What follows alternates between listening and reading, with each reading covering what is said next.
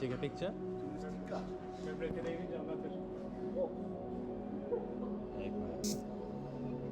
It's early morning.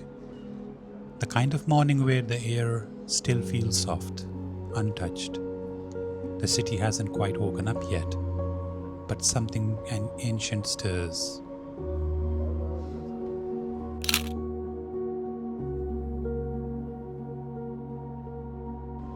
The sound of the call to pray begins to echo from the small street mosque around the corner, just as the muazzin starts the first sentence. Allahu Akbar, God is greater. Allahu Akbar, God is greater. A foray of mosques seem to awaken in unison, each one poetically reciting the adhan, the Muslim call to prayer, a chorus of faith laid across the hills and rooftops of Istanbul.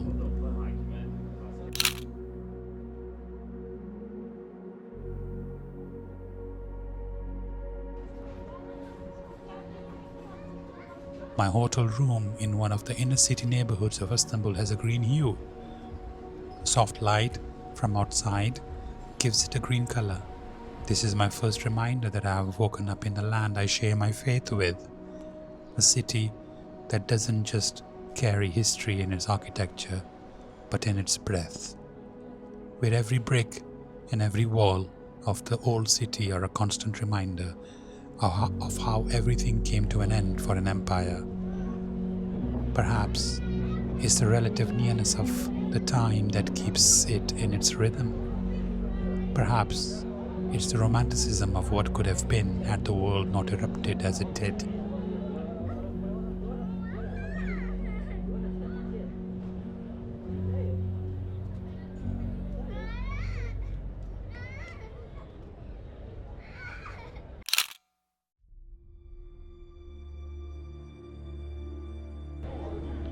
At home, my waking up usually involves the light tap of my Apple Watch, a vibration on the wrist, a reminder to get up for the pre-dawn prayers. But here, the reminder is different. It's the sudden realization that I'm in Turkey, the land of Sinan, where most mosques with their classical rounded layered domes and thin tall minarets resemble the next. The land that became the resting place of Abu Ayyub Ansari, a famous companion of Prophet Muhammad, peace be upon him. The land that saw some of the greatest inventions in history. I'm here to live it, to breathe it, to explore.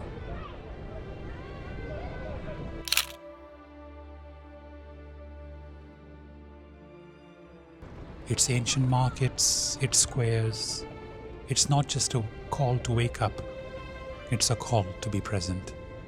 Istanbul does that. It makes you present, even when you're just walking through a manunu, observing food carts, people feeding pigeons or sipping tea near the Egyptian bazaar.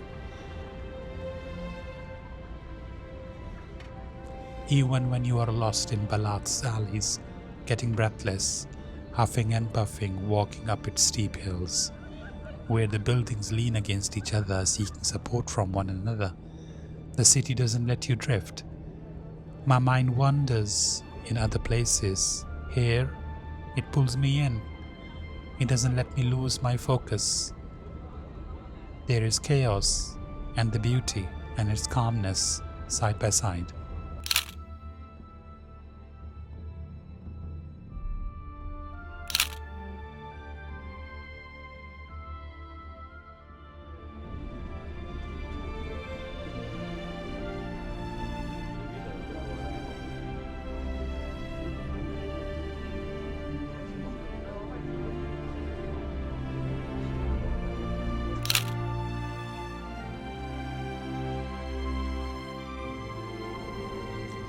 There's something about being in a place where the sacred and the mundane coexist so effortlessly, where prayer and commerce, silence and chaos, history and now, all live side by side.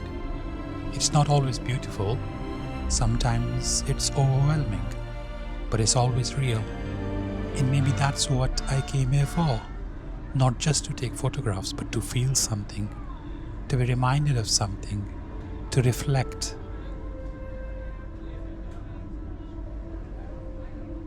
Is this city living in a state of hangover? I'm constantly reminded I see the weight it carries, the responsibility of being the older brother. With the hopes to continue as a mother to nearly 39 countries it produced with its dissolution. For now, I can see the effects of the Syrian war. Refugees scattered across the city, seeking home in the country which undoubtedly was there only 100 years ago.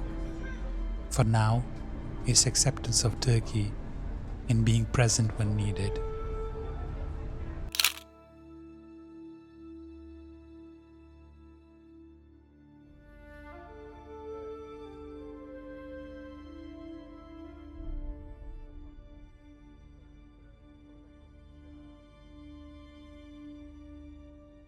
It's after all Araguler's Turkey or Han Pamuk's Istanbul, but a city is not only for its relic, it is living breathing soul for artists and writers alike. Today, as I prepare to leave, I contemplate how I came to take photographs, but am leaving with much more. A melancholic feeling, a feeling of admiration, deeply rooted in thought, of history and culture, of its people, of its resilience, of how living the city remains. Today, I feel this city is undoubtedly mine.